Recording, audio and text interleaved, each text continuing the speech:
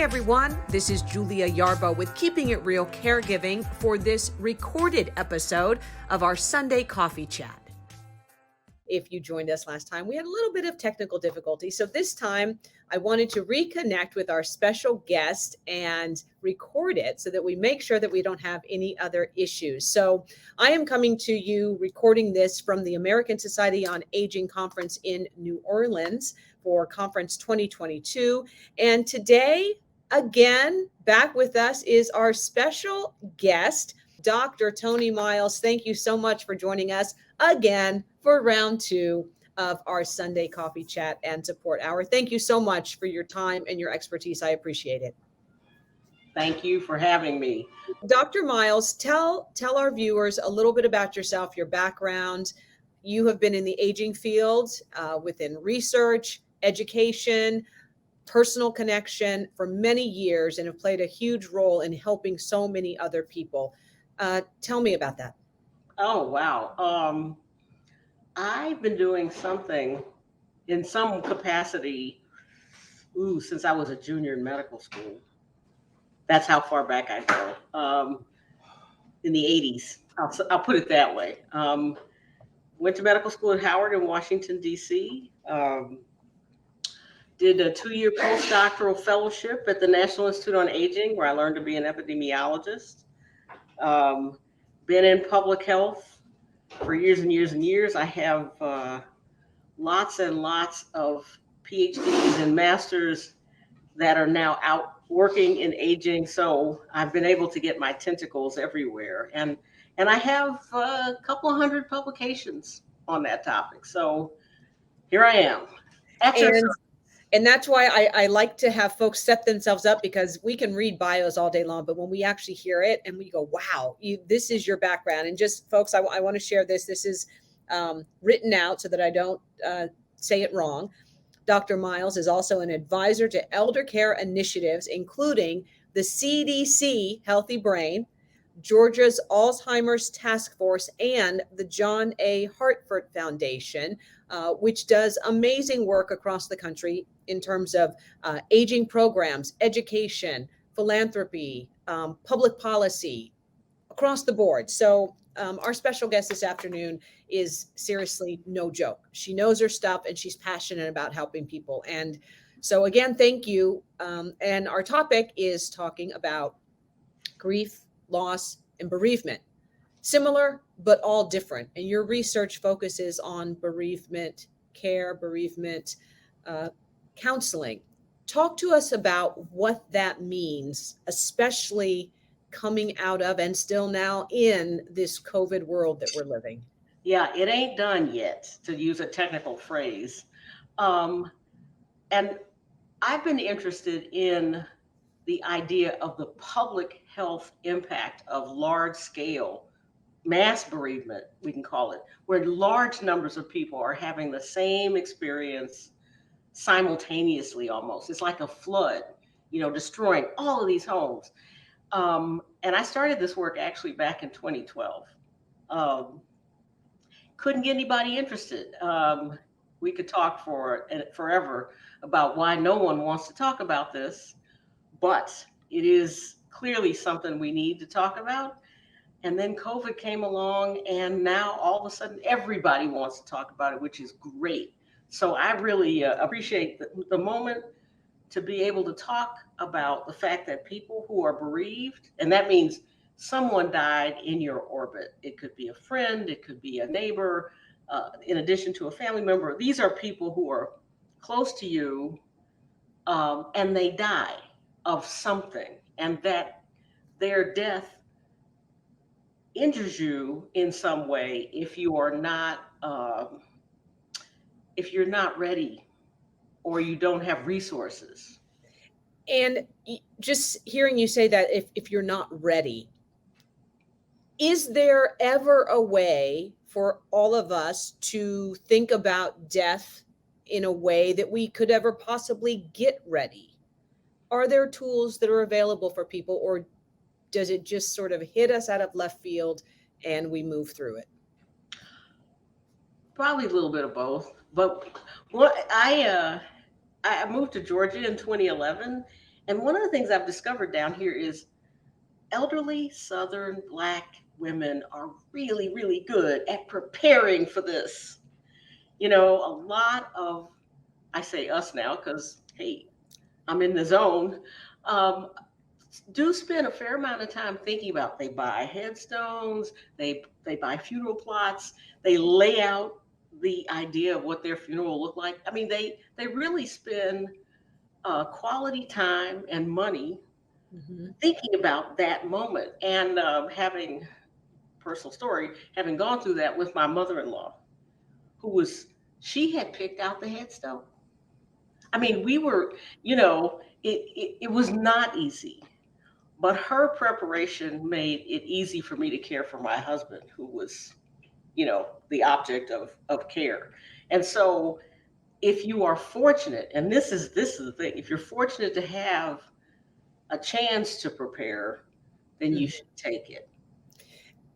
And how helpful is that? Does it help to lessen the sting, or does it just mean that now we've taken care of the logistical things in advance? Logistics, I cannot say enough about logistics in advance. It's something, if you're not careful, that moment, because you're vulnerable, right? And people can sell you stuff. We're most open to being defrauded, unfortunately, when we're trying to plan all this stuff. And so if someone plans and all you have to do is pick up their planning book and run their game plan, I know this sounds really mechanical, but that's what it boils down to. Then you are able to deal with all the other emotional stuff that's happening. Right. Um, And because funerals cost us a fortune. As yeah, yeah. And so when we talk about the emotional side of it, you shared a photo with me a short time ago that I want to share with our audience. And I think I'm just going to add this to our stream here, folks. And I want you to take a look at that. Going to put this photo full screen. And okay, there we go. I think that works. And this is just, it's powerful. But talk to me a little bit about this image. well, I mean, having what you see is a person who has a giant hole in the middle of them. And I think, especially early on, in the first 24 or 48 hours after a thing happens, you feel that way. Like you have this huge hole, and what are you going to do with it? How are you going to live with this? And so the artist who put this statue, this was sent to me by a friend who'd lost her son. And she was in this really dark place. And so um, I can also tell you that the only thing that makes that hole smaller is time. If you can bring yourself to deal with it. And Um, mhm. and we do hear that phrase that, time heals all wounds. So when it comes to, saying goodbye to loved ones, is there an easy way through it, or is it simply allowing yourself to feel and time? And what about those people who even over time are sort of stuck in that moment? How common is that, and is there anything else to do other than just time? Um, well, like I said, the thing that I focus on, I leave the spiritual stuff to the spiritual advisors. They're trained to do that. That's their job. What makes it less difficult to bear is if you are not left destitute financially, if you're not homeless because someone has died in your orbit or lost your health insurance. Those things can have repercussions that we don't. I mean, part of what my work is doing is bringing that to the surface. We don't know what happens to kids when they lose their parents. We have no way of tracking children, for example. So, um, preparation when you can is key. I mean, that is the wonderful thing about getting old is you are more comfortable with that idea. There are so many things to think about, and something that we talked about previously, the difference between grief and bereavement. And I want to share now a definition of grief that is different from definition of bereavement. So the Merriam-Webster definition of grief is deep and poignant distress caused by or as if by bereavement. So two different words, similar but different. What is the difference, and why is it important that we understand that there is a difference? Okay, so bereavement is just the fact that someone has died, period. You got a death certificate, it documents that, it is mechanical that way. Grief is how you feel about it. So, when someone has been suffering, it makes the grief a little less onerous. And when it's like out of the blue, the grief it may be heightened. So grief is how you feel. Bereavement is external, and anybody can verify that. And there's not a one size fits all for grief, is what we should also understand, correct? That is correct. That is correct. A lot of it rests on how you felt about that person when they were alive. If you didn't like them, that may engender one response. There may be guilt about that process that goes unresolved, and then when the person's gone, you feel like you can't talk to them anymore. So allowing those feelings to bubble to the surface and looking at them, and sometimes is helpful. Not everybody works that way. Some people, it's physical. You have to run. If you're a runner, you just have to run it off. Anything that drains that negative and gets you to a place where you can feel sort of a moment's rest. Right. And I think I wanted to ask you about this, and we talked earlier before our show that a close friend recently shared some very personal moments in the Keeping It Real Caregiving newsletter. And I just want to read one paragraph. And we talked about the idea of how your friends or family or people around you may want to be well-meaning and offer support or say something to you. And her comment was, as she's moving through processing the deaths of several close family members, she says, how does one process those feelings? How does anyone fix their mouths to say, let it go, or you will get over it? Oftentimes people may want to offer something because they don't know what to say. She says, never say those things to people. Would you agree? And what can we say? Okay, so just to give you a little background, we spent the better part of 2016, 2017 interviewing both lay and professional caregivers about that question. And so they all, to a person, they said, don't tell me, I know how you feel, or you'll get over it. A lot of them don't, even the religious ones don't want to hear, they're in a better place. What they did say, so keep those words out your mouth. What you can say are things like, I'm here. You can offer to do stuff for people. You can take them out for a walk. It's amazing how much movement lessens the visceral response that you have. Sometimes it's just sitting quietly by. One person I know read passages from the Velveteen Rabbit because it was just, children's books are wonderful things when you just need to be still. That's good advice. Good advice. And your work focuses on guiding people through moving through these moments. Talk to me a little bit about your toolkit and where people can find that. And I will also share that online with folks as well. Okay, so we were funded by the Centers for Medicare and Medicaid in Region 4 of in Georgia, and to develop a best practices toolkit. We have a booklet for professional caregivers, staff working in that space. We also have a booklet for family members who are trying to grapple with this themselves. And then we have this little book called a community guide. So there are people out there who want to be helpful and they don't know what to do. This little guide says, here's some things you can think about. We also have companion um, uh, webinars. And all of this was wonderful because I was able to offer it for free during the pandemic.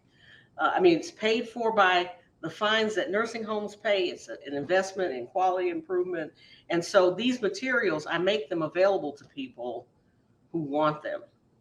That is the point, of doing the work. I love that. It's wonderful. And again, folks, all of that will be shared online so that you can access those.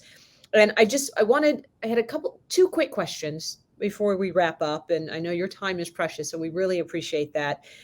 This concept of delayed grief, is that real? Is there a time frame for that? Or did I just make that up? Well, if you've experienced it or you know somebody who has, it's real.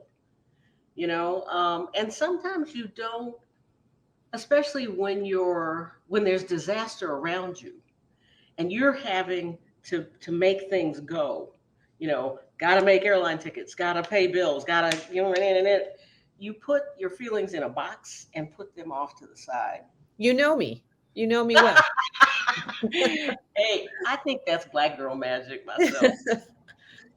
It is a way of getting through and getting the things done that need to be done. When my brother died, I have three sisters. There's four of us. My dad called us his pit bulls because we got ourselves together. We made all the arrangements. We had to bring his body back from a distant city, and we were just. And then once all of that got settled, then we were able to sort of recognize, oh, this is happening. So yeah, it's not a bad strategy, but don't be surprised by it when it does circle back to bite you. It's good for people to be cognizant that it could still be in there. And as we wrap up, any specific guidance, what would be the two primary things that you would advise family members to do if they are caring for someone and they believe that the time may be approaching? Well, so number one, don't wait. I don't know anybody who's immortal. Have that conversation. And it doesn't have to be heavy. Teenagers, I don't know if you've been around teenagers, sometimes they plan their own funerals. Oh, I'm going to wear that dress and that certain boy or girl is going to look at me like, oh. You can get people to engage that way. So it's not heavy. It's waiting until the moment is on you.